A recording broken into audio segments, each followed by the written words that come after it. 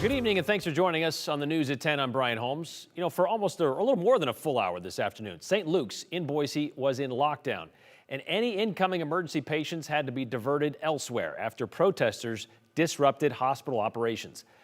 At times a handful, other times dozens. Well, they've been outside St. Luke's since Saturday in support of a family who claims their 10-month-old was medically kidnapped.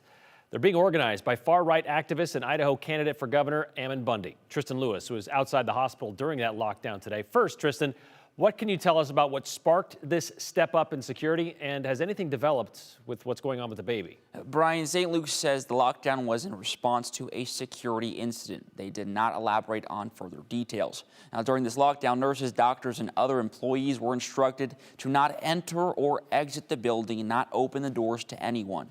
Incoming ambulances carrying patients were diverted away from St. Luke's to other area hospitals, and this comes as Bundy posted online today, telling his followers to go back to the hospital because he heard officials plan to move the baby from the hospital and into a foster placement.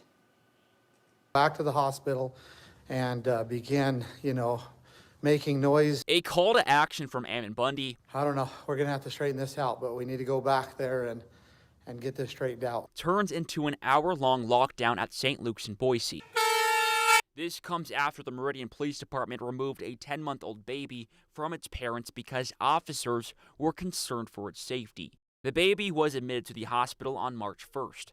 Now, during that visit, medical personnel determined the baby was severely malnourished. Meridian police say the parents avoided several follow-up attempts for them to check on the baby. Police took the baby into custody and brought it to St. Luke's in Meridian. And 4 days later, parents of the baby, Bundy, and others are continuing to protest the decision, calling it medical kidnapping.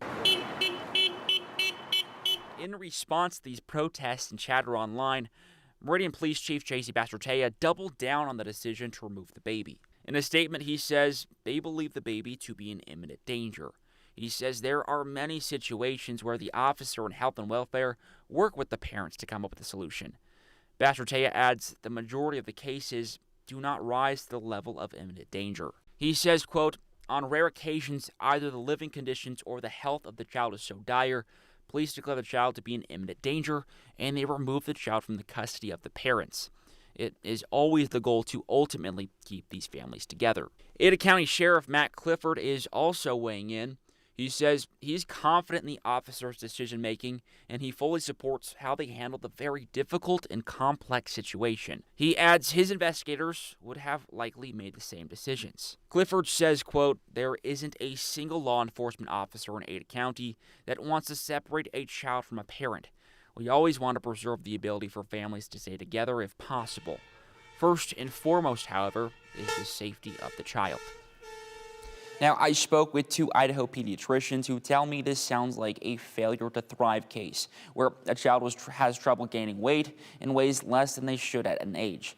And they tell me it's pretty rare for someone to be called CPS on in a case like this. And Dr. Nikki Autumn in northern Idaho tells me in most failure to thrive cases, it's not the parents' fault and they're not bad people.